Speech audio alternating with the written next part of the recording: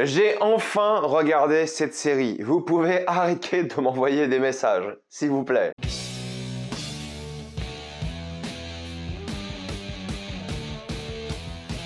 Star Wars de Clone Wars. Comme d'habitude, jusqu'à la minute indiquée dans le titre de la vidéo, il n'y aura pas de spoiler. Jusqu'à là, vous êtes tranquille. Après, on va tout spoiler. Star Wars de Clone Wars est une série d'animation qui retrace les événements entre l'épisode 2 et 3 de la saga Star Wars. On vit justement la guerre des clones via le point de vue de plein de clones, plein de Jedi et sur plein d'aspects différents, que ce soit militaire, politique ou même économique. À chaque fois que je fais des vidéos sur Star Wars, il y a toujours des gens qui m'envoient des messages. Hey, est-ce que tu peux faire une vidéo sur Clone Wars? Hey, est-ce que t'as vu Clone Wars? J'ai enfin vu Clone Wars, voilà, c'est fait, j'ai enfin regardé la série, je l'ai fini il y a quelques semaines, et je dois vous donner mon avis sur cette série parce que je pense que je suis de l'avis un peu opposé des gens qui m'envoient des messages, et de vous plus principalement. Avant de commencer de parler de Clone Wars, il faut que je vous montre quelque chose que j'ai reçu, et c'est pour ça que j'enlève le fond vert, pour que vous voyez très bien. J'ai reçu ça. Un sabre laser. Et c'est pas n'importe quel sabre laser, c'est le sabre laser Silver Revenger. Sabre Galactique est une boutique de sabres laser réalistes et résistants en aluminium et ils viennent de sortir ce modèle, le Silver Revenger. Le sabre arrive pour les 3 ans de la marque, mais surtout pour bientôt l'arrivée de la saison 3 de The Mandalorian. Et oui, en effet, le design du sabre est inspiré par le casque des Mandaloriens, vous le voyez ici très bien. En plus de ça, les 10 000 unités sont numérotées de 1 à 10 000 forcément, mais tous les 1000 exemplaires, donc 1000, 2000, 3000, 4000, etc.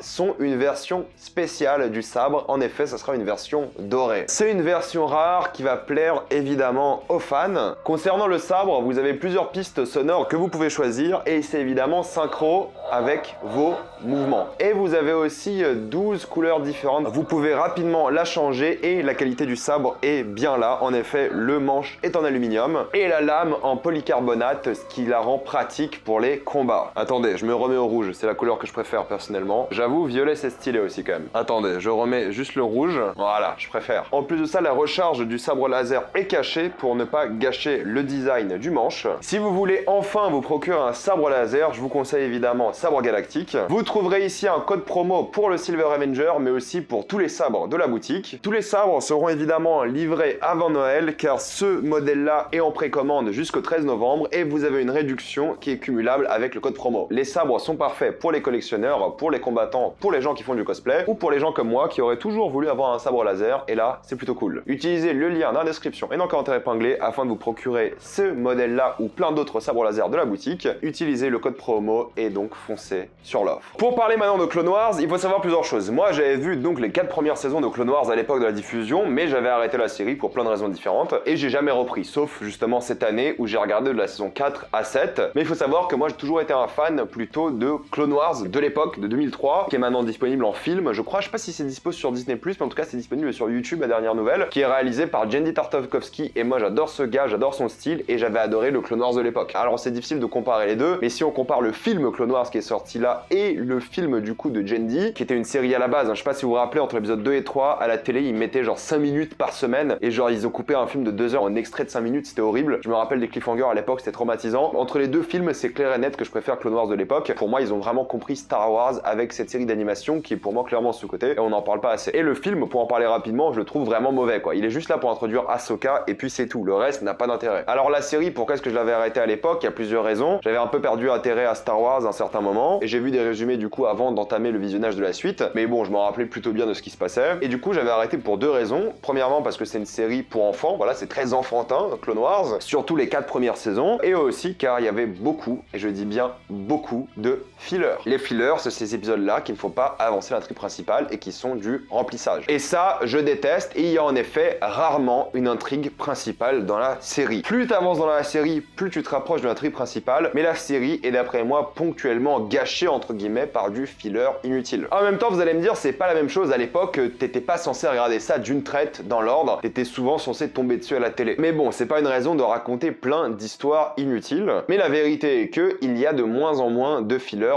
plus les saisons passent. Et ça, c'est bien. C'est une très bonne chose et justement, c'est ça qui rend la série de plus en plus qualitative. Le fait de se concentrer sur une intrigue principale. À la limite, une intrigue secondaire, mais plus de fillers, quoi. Saison 6 et 7, t'as plus du tout d'épisodes de fillers. Alors que par exemple, la saison 5, si je dis pas de bêtises, il faut 14 épisodes, sauf le premier, pour retomber sur l'intrigue principale. Est-ce que vous vous rendez compte? Plus de la moitié de la série est du filler. Et c'est le problème de toute la série, hein. Vous allez me dire, oui, mais c'est de Clone Wars, l'objectif c'est de raconter plein d'histoires différentes et tout. Non, arrêtez. Il n'y a pas d'excuse pour les fillers, je suis désolé. En tout cas, pas autant. Et le problème, c'est que c'est raconté de manière assez périodique, dans le sens où c'est rare qu'un épisode représente qu'une seule histoire. En général, il y a 3-4 épisodes pour une histoire. Donc si vous aimez pas l'histoire qui est racontée ou si vous la trouvez inintéressante, moi je me rappelle dans la saison 5, je crois qu'il y a 4 épisodes sur des droïdes, j'ai failli câbler, je vous jure. Je voulais tout arrêter. C'est quand même 1h20, c'est un rend fou. Donc clairement, j'étais déçu par ça, il y a beaucoup trop de fillers. Et juste pour ça, c'est difficile de recommander la série. Quand je tombe sur des fillers sympas, à la limite, ok, mais clairement, la différence de qualité entre l'intrigue principale et les fillers est étonnante. Que ce soit en termes d'écriture, de scénario, de tout ce que vous voulez, il y a un vrai gap. Et c'est pour ça que moi je vous recommande de faire un truc si vous êtes intéressé par la série Clone Wars, c'est de ne pas regarder tous les épisodes. Alors oui, c'est un peu fou ce que je vais vous dire, mais il y a plein de sites sur internet qui proposent un visionnage de Clone Wars sans les fillers. Je vous mets ici 2 exemples. En gros, il vous dit quel épisode regarder pour comprendre l'intrigue principale. Et je pense que c'est le meilleur moyen de regarder la série. Vraiment. Pour ceux qui ont jamais aimé Clone Wars, regardez la série en regardant que ces épisodes-là, et je pense que vous allez clairement apprécier. Pour parler quand même d'animation, parce que ça reste une série d'animation, je trouve qu'elle est plutôt qualitative, l'animation, pour une série de 22 épisodes en moyenne. C'est plutôt bien foutu, c'est assez plaisant, c'est un style assez particulier que j'aime bien. Alors oui, la majorité des décors vont être vides et sombres, et les animations des personnages sont pas toujours les plus abouties, mais c'est une série, c'est pas très grave. Il y a des problèmes de mouvement des fois, et ça va un peu vite, et tu vois qu'ils sautent des étapes, mais bon, c'est une série, c'est normal. On s'attend pas à la même qualité qu'un film. Mais c'est vrai que la série devient de mieux en mieux filmée, entre guillemets, elle devient de mieux en mieux mise en scène, et même en termes de photographie, ça devient beaucoup mieux. D'ailleurs, la saison 7, il y a un vrai gap technologique. La direction artistique a bien changé pour la saison 7, qui est bien plus jolie. Mais ça a un peu ce côté problématique me concernant, avec par exemple les sabres, qui dans la série sont beaucoup trop fins, je trouve, et ça m'agace un petit peu. Mais ça s'améliore clairement de saison en saison, mais bon, pareil, le design de la saison 7 est bien différent, car bon, évidemment, il y a le gap technologique, mais surtout qu'il y a moins d'épisodes. C'est la saison où il y a le moins d'épisodes, je crois qu'il y en a juste une douzaine. Du coup, forcément, il y a que l'intrigue principale et quasiment pas de filler, et ça, c'est agréable. Mais ce qui est vraiment bien, c'est les acteurs. Je trouve que les acteurs sont tous très bons, ils font tous un super taf. En termes de voix, ils sont vraiment tous à fond. Les acteurs ressemblent carrément aux voix des acteurs de la prélogie. C'est assez impressionnant, donc ça, c'est plutôt cool. Et je trouve qu'il y a quand même pas mal de développement de personnages sur beaucoup de personnages dans la série, car il y en a beaucoup, hein. Que ce soit des clones, des Jedi, il y en a pas mal, et quand les intrigues sont principales et développent les personnages, c'est assez intéressant pour le lore de Star Wars et l'ambiance justement de la saga au final. Parce que l'idée quand même, c'est de voir la fameuse guerre des clones. Dans les films, on voit le début et la fin, mais là, on voit un peu ce qui se passe entre les deux. On voit la guerre des clones avec des techniques de guerre, des manipulations politiques, des sanctions économiques, de la géopolitique aussi, des histoires de Jedi, les dégâts collatéraux des Jedi. C'est assez mature sur certaines thématiques et ça j'aime bien. Quand ça parle de politique, quand même, mine de rien,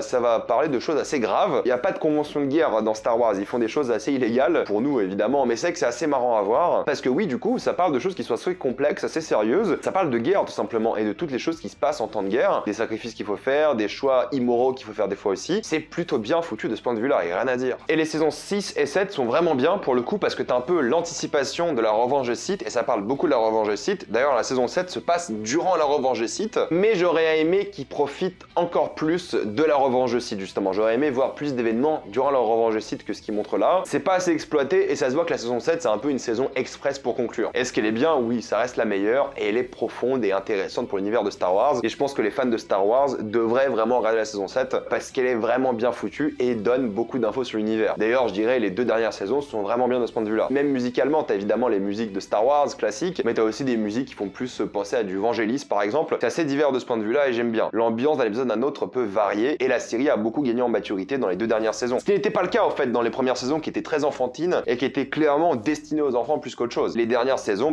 c'est un peu les enfants qui ont grandi, hein. Ça a été diffusé sur 12 ans la série je crois, et c'est vraiment agréable de voir ça, c'est sûr. Donc ouais, pour conclure, hein, pour moi c'est impossible de recommander cette série, sauf si vous suivez l'ordre de diffusion que je vous ai montré tout à l'heure. Il y a plein de guides sur internet, je vous conseille de les suivre, là oui. Sinon non, c'est trop pour les enfants, il y a trop de fillers, c'est pas toujours bien écrit, c'est plutôt mal foutu. La majorité de la série est du filler inutile, il y a très peu d'intrigue principale, même si c'est sympa au final et les dernières saisons sont bien meilleures. Il y a plein de personnages que vous aimez qui sont là et tout, c'est cool, mais non, globalement c'est assez problématique à cause justement du filler et du côté enfantin. Mais quand ça devient plus mature, c'est mieux. Donc voilà, je vous conseille, si vous êtes intéressé par Star Wars, vous allez apprendre plein de trucs. C'est le lore officiel hein, pour le coup, donc il y a plein de trucs à voir. Il y a plein de personnages intéressants il y a plein de développements plutôt cool qui donnent de l'âme à des personnages, mais surtout qui peuvent être agréables pour les fans. Alors oui, par contre, c'est que les fans qui doivent regarder cette série. Si vous aimez pas Star Wars, vous n'avez rien à faire à regarder cette série. Mais bon, je pense que les fans l'ont déjà regardé et elle vaut un peu le détour. Voilà, pour ce qu'elle apporte sur le lore, c'est cool. On va rapidement passer en spoiler.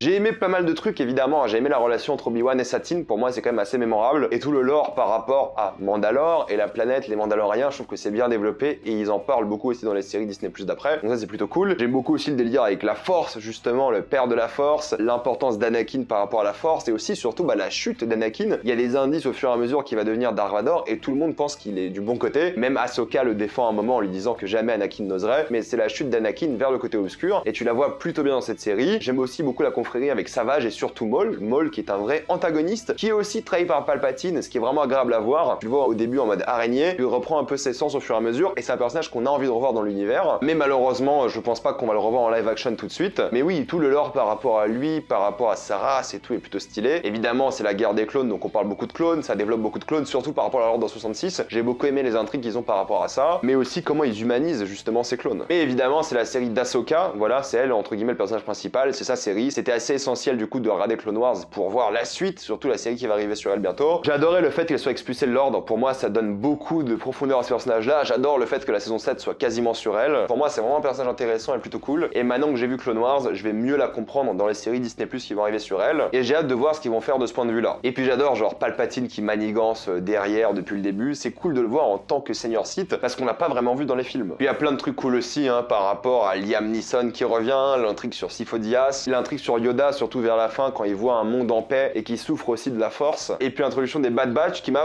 plus ou moins donné envie de voir la série, leur série, la suite. Donc ouais, je trouve qu'ils ont plutôt bien géré certains personnages, mais uniquement quand il n'y avait pas de filler. En vrai, 3 saisons sur cette série aurait été suffisant. T'aurais rien perdu en contenu, mais bon, il y a tellement de fillers que c'est dommage. Mais ouais, pour les fans de Star Wars, c'est plutôt cool de voir cette série. Je vais m'arrêter là, mettez-moi dans les commentaires ce que vous pensez de Star Wars, de Clone Wars. Avez-vous adoré ou détesté tout ça dans les commentaires? Comme d'habitude, pensez à vous abonner pour plus de vidéos. Mettez un j'aime, ça aide beaucoup la chaîne. Suivez-moi sur tous mes réseaux et n'oubliez pas d'aller sur le site Sabre Galactique afin de vous procurer ce sabre, le Silver Avenger, avec le code promo affiché. En effet, vous avez des réductions sur tous les sabres de la boutique et ils seront livrés évidemment avant Noël. Donc foncez sur le lien dans la description et dans le commentaire épinglé. Et moi je vous dis à la prochaine fois. Salut à tous.